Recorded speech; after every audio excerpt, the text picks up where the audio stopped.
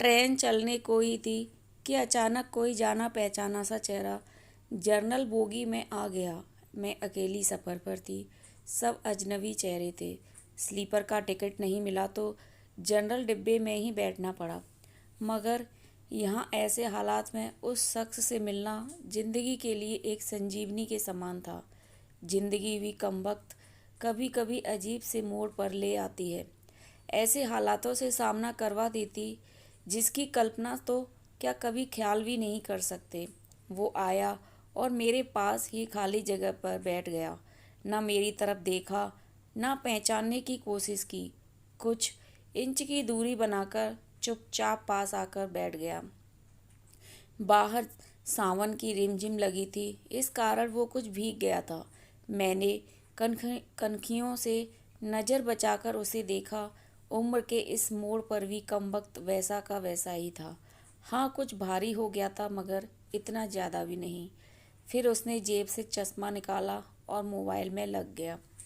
चश्मा देखकर मुझे कुछ आश्चर्य हुआ। उम्र का यही एक निशान उस पर नजर आया था कि आंखों पर चश्मा चढ़ गया था। चेहरे पर और सर पे मैंने सफ़ेद बाल खोजने की कोशिश की मगर मुझे नहीं दिखे। मैंने जल्दी से सर पर साड़ी का पल्लू डाल लिया। बालों को डाई किए काफ़ी दिन हो गए थे। मुझे ज़्यादा तो नहीं थे सफ़ेद बाल मेरे सर पे, मगर इतने ज़रूर थे कि गौर से देखो तो नज़र आ जाएं। मैं उठकर बाथरूम गई, हैंड बैग से फेस वॉश निकाला, चेहरे को ढंग से धोया, फिर शीशे में चेहरे को गौर से देखा।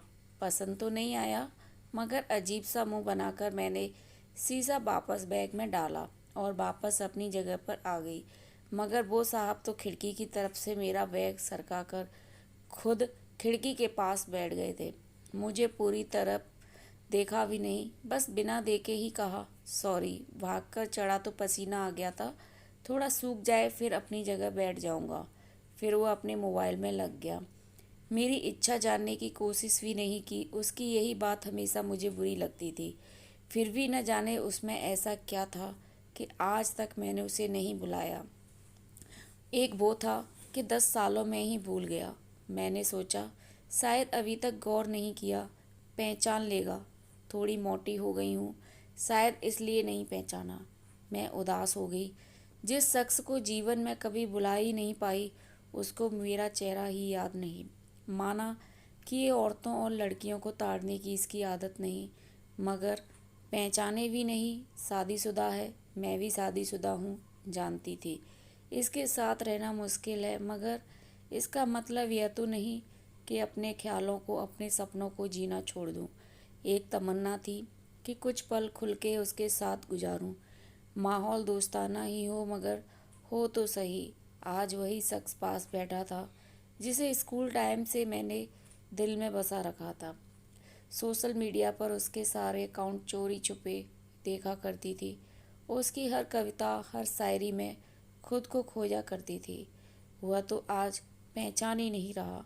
माना कि हम लोगों में कभी प्यार की पींगे नहीं चली, न कभी इजहार हुआ। हाँ, वो हमेशा मेरी केयर करता था और मैं उसकी केयर करती थी। कॉलेज छूटा तो मेरी शादी हो गई और वो फ़ौज में चला गया। फिर उसकी शादी हो गई। जब भी गांव गई उसकी सारी खबर ले आती। बस ऐसे ही ज़िंदगी गुजर गई। आधे घंटे से ऊपर हो गया। वो आराम से खिड़की के पास बैठा मोबाइल में लगा था। देखना तो दूर, चेहरा भी ऊपर नहीं किया। मैं कभी मोबाइल में देखती, कभी उसकी तरफ। सोशल मीडिया पर उसके अकाउंट खोलकर देखे, तस्वीर मिलाई, वही था, पक्का वही, कोई शक नहीं था। वैसे भी हम महिलाएं पहचानने में कभी भी धोखा नहीं खा सकती। 20 साल बाद भी सिर्फ आंखों से पहचान ले। फिर और कुछ वक्त गुजरा, माहौल वैसा का वैसा था। मैं बस पहलू बदलती रही। फिर अचानक टीटी आ गया। सबसे टिकट पूछ रहा था। मैंने अपना टिकट दिखा दिया। उससे पूछा तो उसने कहा नहीं है। टीटी बोला फाइन लगेगा।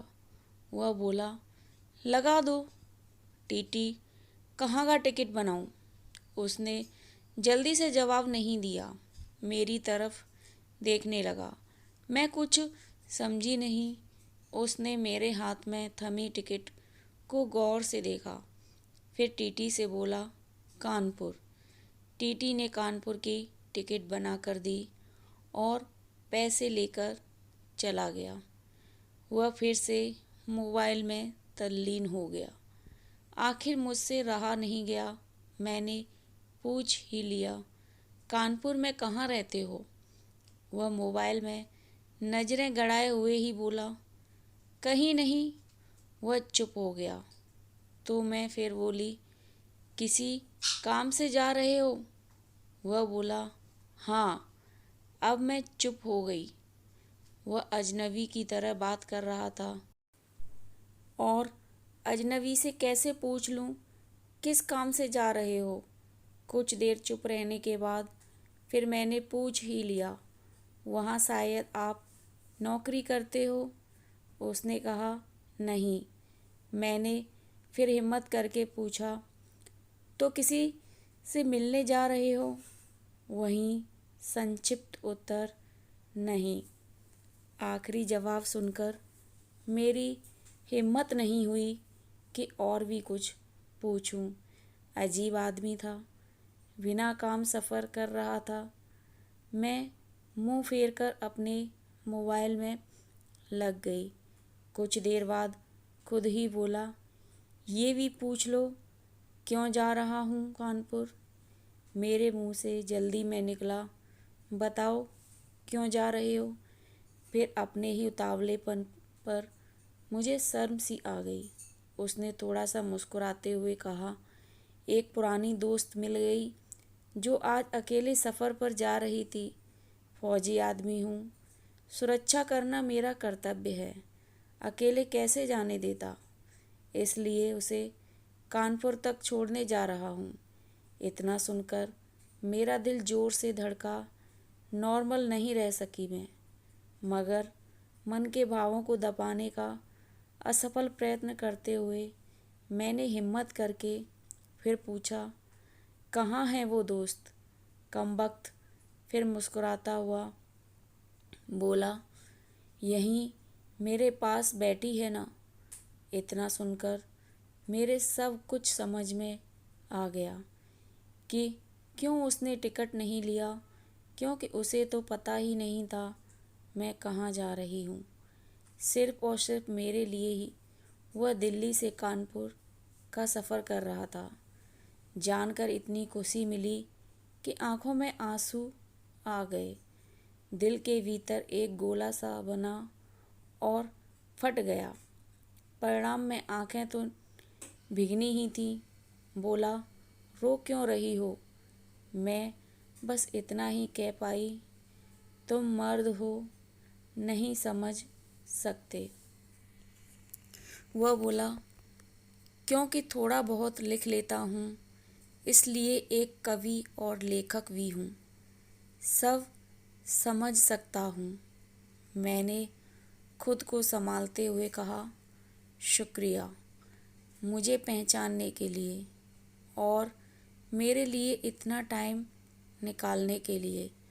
वह बोला, प्लेटफॉर्म पर अकेली घूम रही थी, कोई साथ नहीं दिखा तो आना पड़ा। कल ही रक्षाबंधन था, इसलिए बहुत भीड़ है। तुमको यूं अकेले सफ़र नहीं करना चाहिए। क्या करती, उनको छुट्टी नहीं मिल रही थी और भाई यहाँ दिल्ली में आकर बस गए। राखी बांधने तो आना ही था।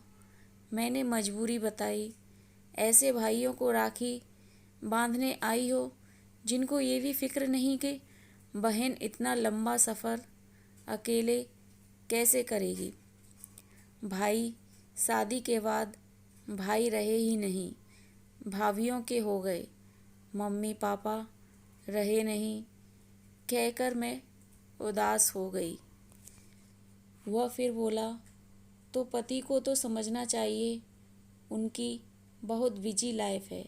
मैं ज़्यादा डिस्टर्ब नहीं करती और आजकल इतना खतरा नहीं रहा, कर लेती हूँ मैं अकेले सफ़र। तुम अपनी सुनाओ, कैसे हो? अच्छा हूँ, कट रही है जिंदगी। मेरी याद आती थी क्या? मैंने हिम्मत करके पूछा। वो चुप हो गया, कुछ नहीं बोला। तो मैं फिर बोली, सॉरी, यूं ही पूछ लिया। अब तो परिपक्व हो गए हैं, कह कर सकते हैं ऐसी बात। उसने शर्ट की बाजू की बटन खोलकर हाथ में पहना वो तांबे का कड़ा दिखाया, जो मैंने ही फ्रेंडशिप डे पर उसे दिया था। बोला, याद तो नहीं आती, पर कमबख्त ये तेरी याद दिला देता था। कड़ा देखकर दिल को बहुत सुकून मिला। मैं बोली, कभी संपर्क क्यों नहीं किया? वह बोला, डिस्टर्ब नहीं करना चाहता था। तुम्हारी अपनी ज़िंदगी है और मेरी अपनी ज़िंदगी है। मैंने डरते डरते पूछा, तो मैं छू लूँ? वह बोला, पाप नहीं लगेगा? मैं बोली, नहीं, छूने से नहीं लगता। और फिर मैं कानपुर तक उसका हाथ पकड़कर बैठी रही। बहुत सी बातें हुई। जिंदगी का एक ऐसा यादगार दिन था जिसे आखिरी सांस तक नहीं भुला पाऊंगी। वह मुझे सुरक्षित घर छोड़कर गया, रुका नहीं, बाहर से ही चला गया। जम्मू थी उसकी ड्यूटी, चला गया।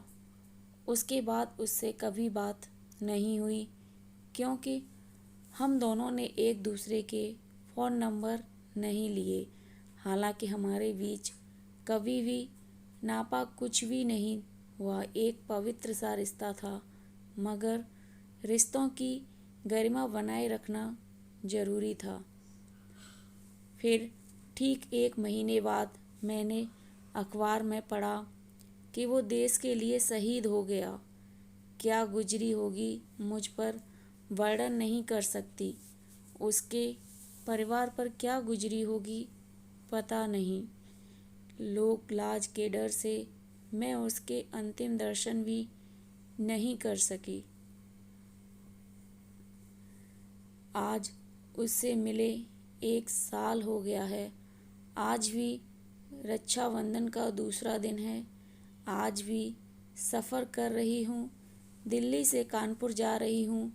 जानबूझकर जनरल डिब्बे का टिकट लिया है मैंने। अकेली हूँ। न जाने दिल क्यों आस पाले बैठा है कि आज फिर आएगा और पसीना सुखाने के लिए उसी खिड़की के पास बैठेगा। एक सफ़र वो था जिसमें कोई हमसफ़र था। एक सफ़र आज है जिसमें उसकी यादें हम सफ़र हैं। बाकी ज़िंदगी का सफ़र जारी है। देखते हैं कौन मिलता है, कौन साथ छोड़ता है। दोस्तों, यह कहानी कैसी लगी कमेंट कर ज़रूर बताइएगा। कहानी अच्छी लगी हो तो वीडियो को लाइक, शेयर एंड सब्सक्राइब करिएगा। अपना कीमती समय देकर कहानी को पढ़ने के लिए आपका दिल से धन्यवाद।